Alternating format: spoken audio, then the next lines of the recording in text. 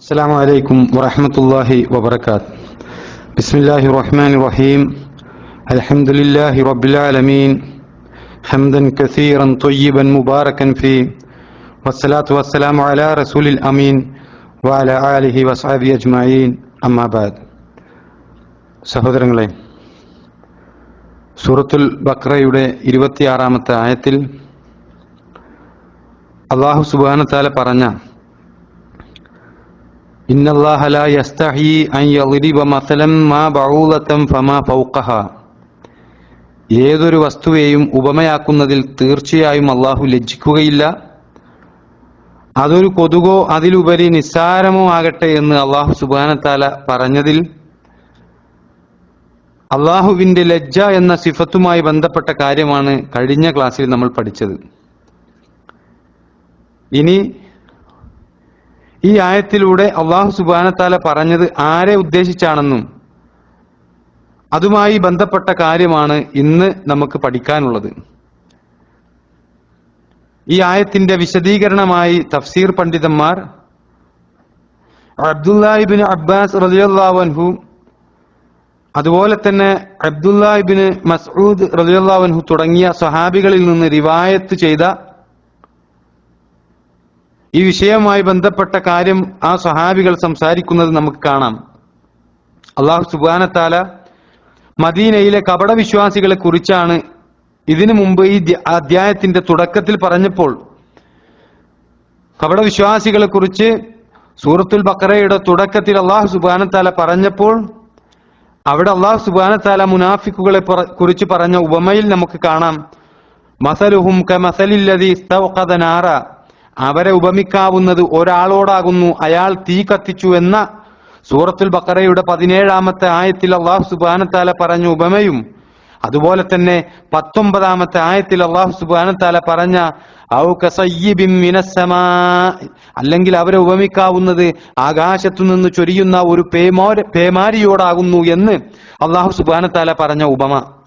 ഈ ഉപമകൾ കേട്ട സന്ദർഭത്തിൽ മദീനയിൽ ഉണ്ടായിരുന്ന കപടവിശ്വാസികൾ പരിഹാസത്തോടുകൂടി ചോദിക്കുകയാണ്, സർവോന്നതനായ അല്ലാഹു ഈ രൂപത്തിലുള്ള ഉദാഹരണങ്ങളൊക്കെ പറയുന്നത് എന്തിനാണ് എന്ന രൂപത്തിൽ ചില അങ്കലാപ്പുകൾ മുസ്ലിമുകൾക്കിടയിൽ ഉണ്ടാക്കുവാൻ വേണ്ടി കപടവിശ്വാസികൾ ശ്രമിക്കുകയാണ്.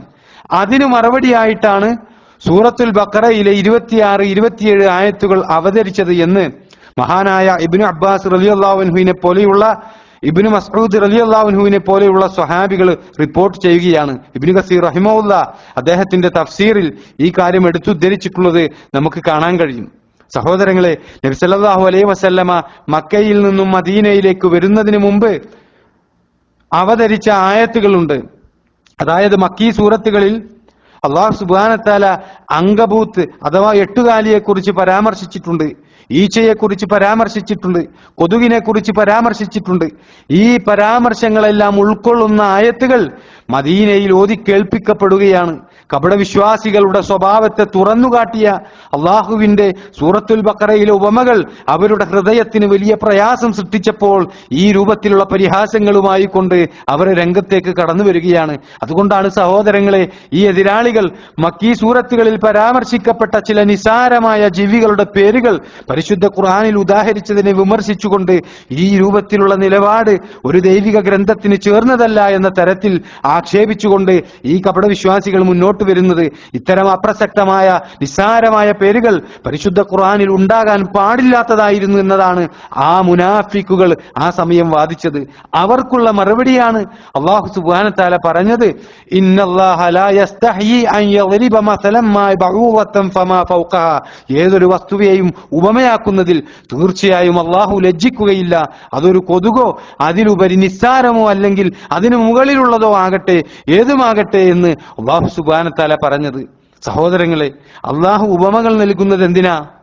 അല്ലാഹു ഉപമകൾ നൽകുന്നത് അതിലടങ്ങിയ തത്വങ്ങളും സാദൃശ്യമായ കാര്യങ്ങളും മനസ്സിലാക്കി കാര്യങ്ങൾ പഠിക്കാൻ വേണ്ടിയിട്ടാ അല്ലാഹു സുബ്ഹാനഹു വതആല ഉപമകൾ നൽകുന്നത്. അതല്ലാതെ ഉപമയായി നൽകിയ വസ്തുവിന്റെ വലിപ്പച്ചെറുപ്പം നോക്കി ഇത് അന്തസ്സിന് ചേർന്നതാണോ അതല്ല ഇത് ചേരാത്തതാണോ എന്നത്, അതിന്റെ സ്ഥാനപദവി അളക്കുന്നത്, അത് ഇവിടെ സഹോദരങ്ങളെ ഒരു പ്രസക്തമായ വിഷയമല്ല.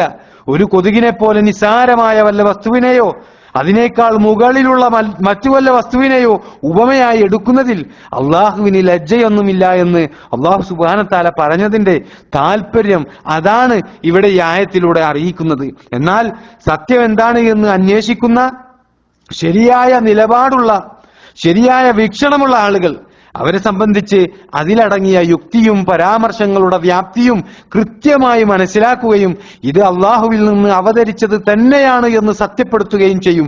അവരെ കുറിച്ചാണ് അള്ളാഹു സുബ്ഹാനഹു വ തആല ഈ ആയത്തിൽ പറഞ്ഞത്, ഫഅമ്മല്ലദീന ആമനു ഫയഅലമൂന അന്നഹുൽ ഹഖ്ഖു മിൻ റബ്ബിഹിം.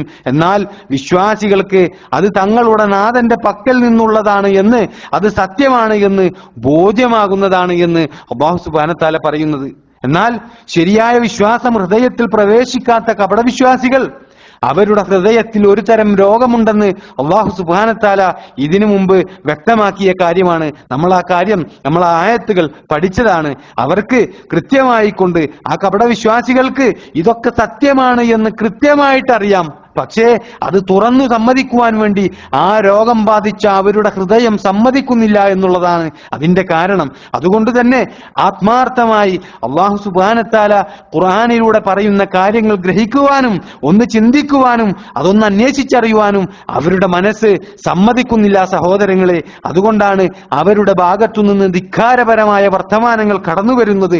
പരിഹാസവാക്കുകൾ പറഞ്ഞുകൊണ്ട് സ്വയം തൃപ്തി കണ്ടെത്തുന്ന ആളുകളായി ഇത്തരം ആളുകൾ മാറുവാൻ കാരണം അതുകൊണ്ടാണ്. അവർ കാര്യങ്ങൾ ഗ്രഹിക്കാൻ തയ്യാറല്ലാത്തത് കൊണ്ടാണ്. അതാണ് അവർ ചോദിച്ചതായി അല്ലാഹു സുബ്ഹാനഹു വ തആല പറഞ്ഞത്. ആ രൂപത്തിലുള്ള ഹൃദയം അവർക്കുള്ളത് കൊണ്ടാണ് അവർ ആ രൂപത്തിൽ ചോദിക്കുന്നതായി അല്ലാഹു സുബ്ഹാനഹു വ തആല പറഞ്ഞത്. വഅമ്മല്ലദീന കഫറു ഫയഖൂലൂന മാദാ അറാദല്ലാഹു ബിഹാദാ മസല.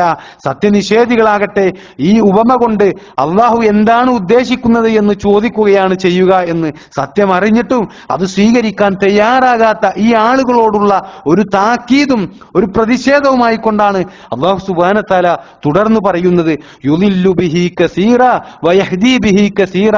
ആ ഉപമ നിമിത്തം ധാരാളം ആളുകളെ അവൻ പിഴവിലാക്കുന്നു, ധാരാളം പേരെ നേർവഴിയിലാക്കുകയും ചെയ്യുന്നു എന്ന്.